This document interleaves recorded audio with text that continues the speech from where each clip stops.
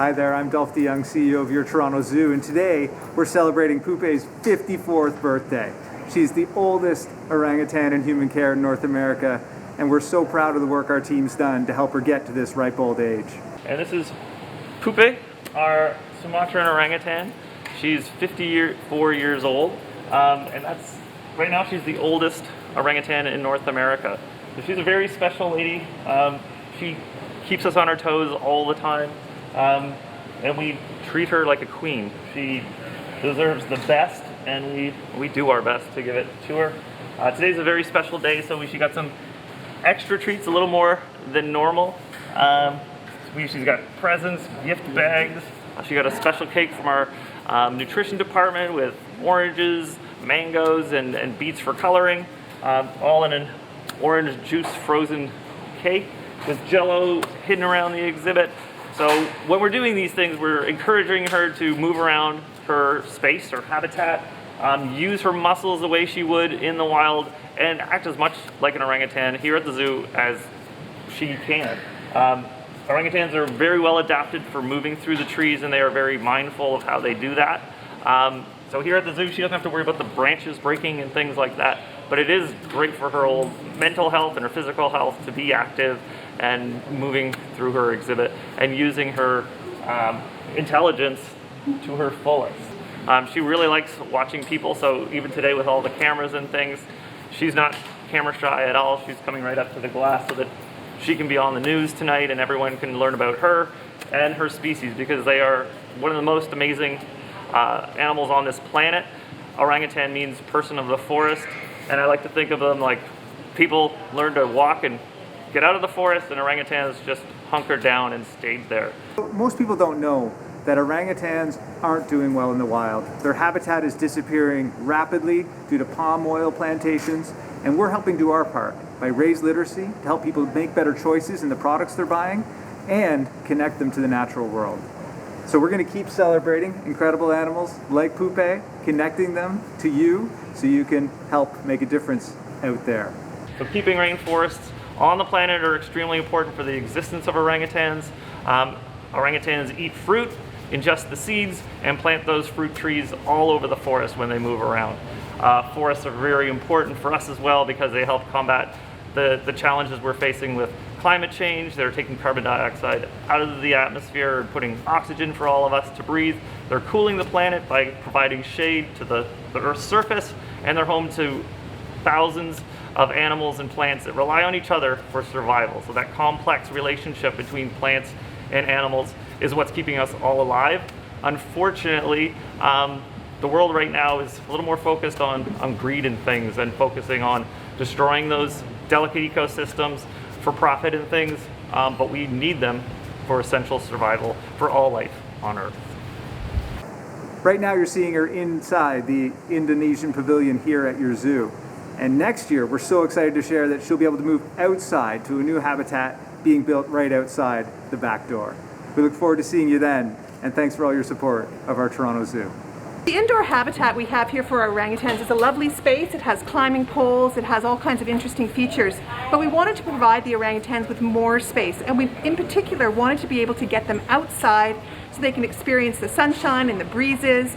We also wanted to create a space where we could have orangutans out more than just one or two at a time. Orangutans are typically solitary creatures. They like their own space. So by having an outdoor area, we'll be able to have more orangutans visible to our guests, but allow them still to have that solitude that they care for. So when they go outside, they'll be able to climb poles, they'll be able to swing between poles on lines, they'll even be able to leave the exhibit via some poles that will take them outside of the exhibit and through the ravine that's adjacent to this habitat. So it'll be a really stimulating environment for them, give them lots more choice in the activities that they make throughout the day. So orangutans are known to be very intelligent animals. I think I've read studies that say they're in the intelligence level of a human child between the age of 3 and 7.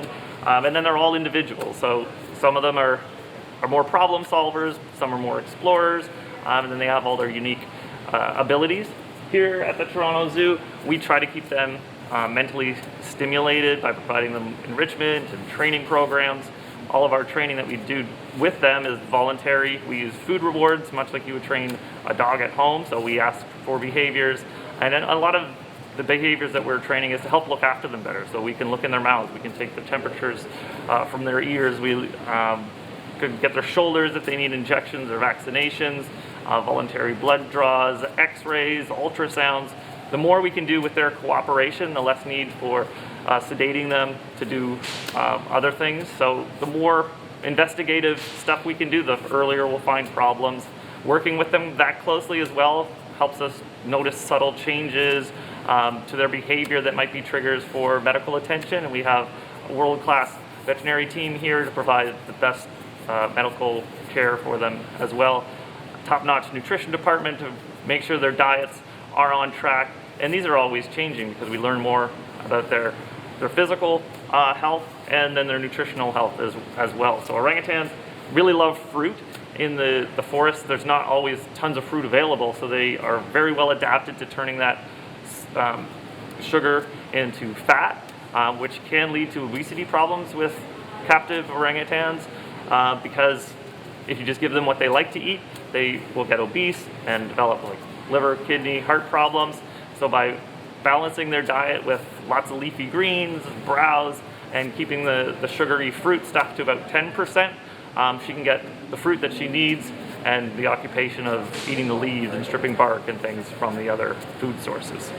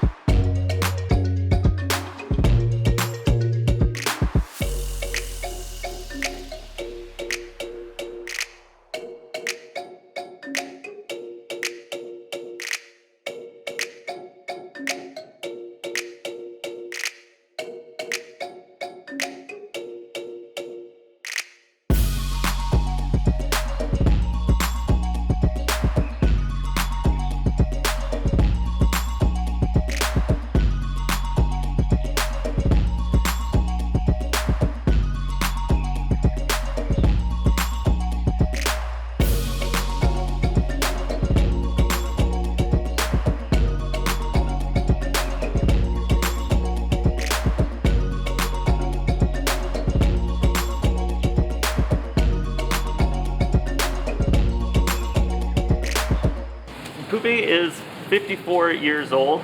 Just to put that in perspective, the average lifespan of a female orangutan in the rainforest would be somewhere between 30 and 40 years.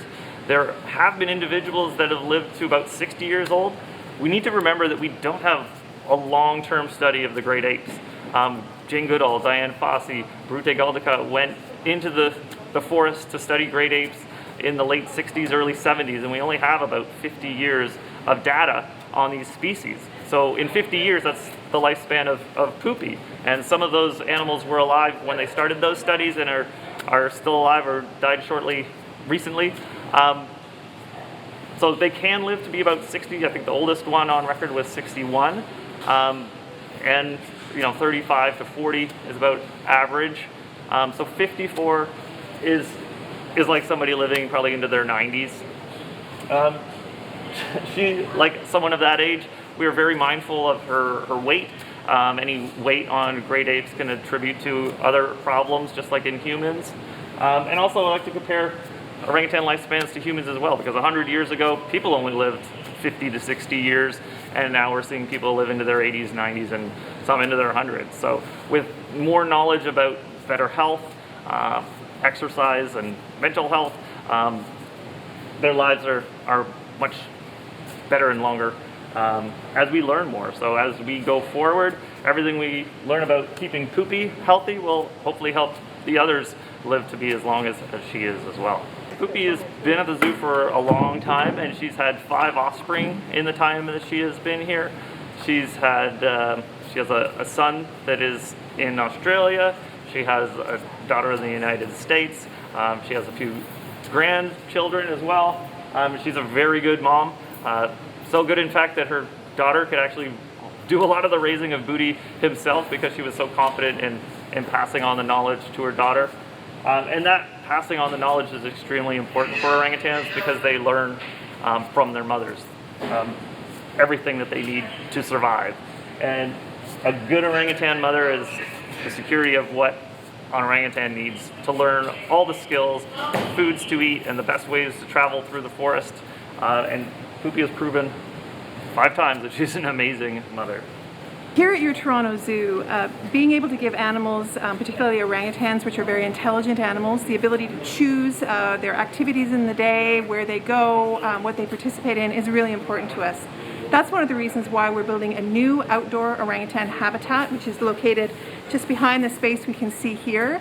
It'll be a fabulous habitat, much larger than this current space. It'll have towers with lines strung between them that the orangutans can climb and swing and really participate in those high-level activities that they would normally be doing in the wild. We're raising money for that campaign, or for that habitat, with the Reaching New Heights for Orangutans campaign. It's a $10 million campaign, and I'm really delighted to say that with the support from so many individuals, we are at $8.4 million raised. So we have about $1.6 million to raise to complete the habitat, which we hope to open next spring. As part of that habitat, we have many features that will allow the orangutans to stimulate their cognitive abilities, their emotional, their physical needs, and one of them is a push button spray unit. And by pushing a button, they'll be able to actually spray the guests who are standing in certain locations, which will really delight them. Orangutans like to watch people, they like to interact with the guests. This will be a really great way of allowing them to interact with the guests that come by. So we're raising $5,000 in honor of Pouppee's birthday because she's a special person here at the zoo, and we want to honor her, and the push button spray unit will be just part of the bigger campaign that we're raising funds for, but a really delightful way to celebrate her birthday. So at your Toronto Zoo, your visit is extremely important. Every person that comes to the zoo, every person that connects with Poupee and all the other animals in the zoo is going to be the passion that helps preserve these wild spaces for future generations, for the survival of all species on our planet. As we get separated from these natural requirements, living in cities and things like that, we are disconnecting ourselves from the natural world. The Toronto Zoo is an amazing place to come and connect with animals from all over the world, and people like-minded that might be visiting Poupee at the same time. So come on out any time of year. We're only closed Christmas Day, and sometimes the off-season is the best time to visit the zoo.